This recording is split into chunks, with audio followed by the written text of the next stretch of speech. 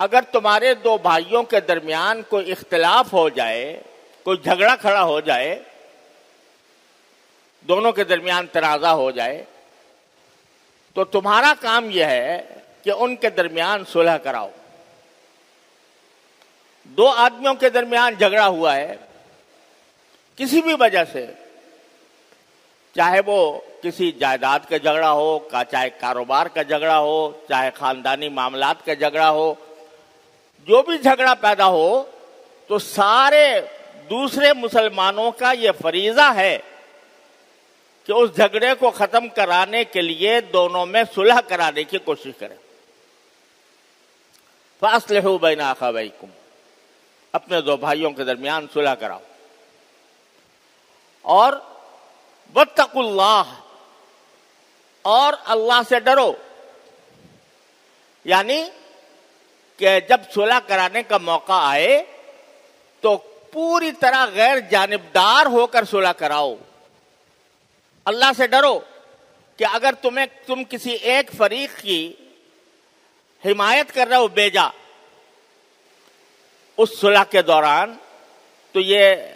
اللہ تعالیٰ کے نزدیک گناہ ہوگا اور تم سے آخرت میں اس کے بارے میں سوال ہوگا، پوچھا جائے گا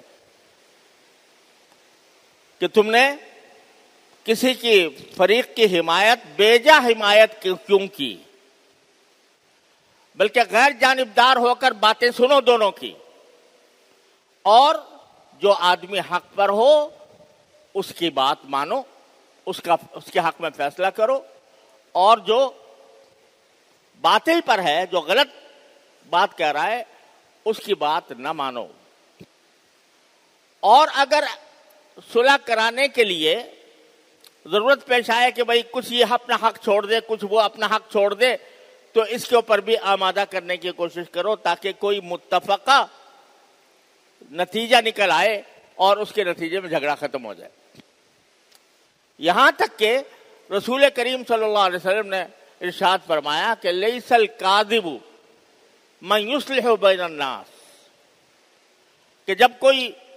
جھگڑے کو ختم کرنے کے لیے کوئی مصالحت کرا رہا ہو تو اگر وہ کوئی بات ایسی بھی کہہ دے جو خلاف واقعہ ہو، لیکن مصلحتاً کہہ دیے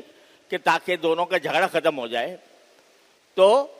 اس کی بھی اجازت ہے۔ کہتے ہیں ایسا شخص جھوٹا نہیں ہے جو دو مسلمانوں کے درمیان جھگڑا ختم کرانے کے لیے کوئی ایسی بات کہتا ہے کہ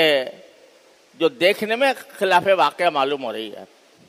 مثلا دو آدمی جو ہیں وہ آپس میں بالکل ایک دوسرے کے ساتھ دشمنی پر آمادہ ہیں، ایک دوسرے کے خلاف بہت بغض رکھتے ہیں،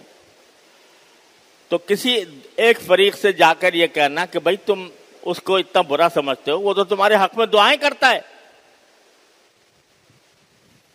وہ تو تمہارے حق میں دعائیں کرتا ہے، تم اس کو اتنا اپنا بدخواہ نہ سمجھو، وہ تو دعا کرتا ہے۔ اور نیت دل میں یہ ہے کہ آخر جب آدمی نماز پڑھتا ہے تو نماز پڑھنے کے اندر وہ آخر میں کچھ دعا کرتا ہے، اللہم اغفر للمؤمنین والمؤمنات، یا اللہ سارے مسلمانوں کو کی مغفرت فرما، اور اس میں یہ بھی داخل ہے۔ یا السلام علیکم ورحمۃ اللہ کہتا ہے تو یہ بھی تو دعا ہے کہ تم پر سلامتی نازل ہو اور اللہ کی رحمت نازل ہو۔ یہ سوچ کر آدمی اس سے کہے کہ بھائی تم تو اس کو اتنا اپنا بدخواہ سمجھتے ہو، لیکن وہ تو تمہارے حق میں دعائیں کرتا ہے۔ کوئی ایسی بات کہہ دے جس سے کہ اس کا دل کچھ ٹھنڈا ہو جائے، اس کو جو غصہ آ رہا ہے، اشتعال ہو رہا ہے اس کے خلاف، اس اشتعال میں کمی واقع ہو جائے۔ تو اللہ سے ڈرتے ہوئے دونوں کے درمیان صلح کراؤ، لعلکم ترحمون، تاکہ اللہ تعالیٰ کی طرف سے تم سب پر رحم ہو۔ جب جھگڑا ختم کراؤ گے اور جھگڑا ختم کر کے مسلمان آپس میں بھائی بھائی بن جائیں گے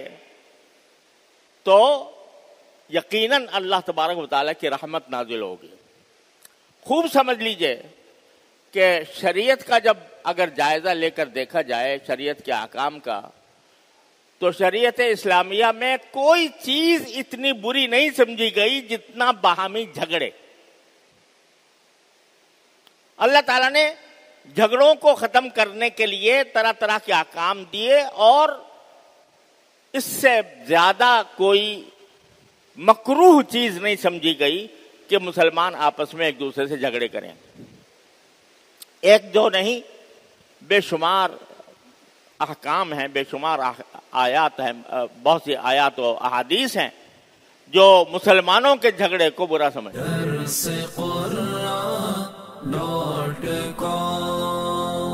www.darsequran.com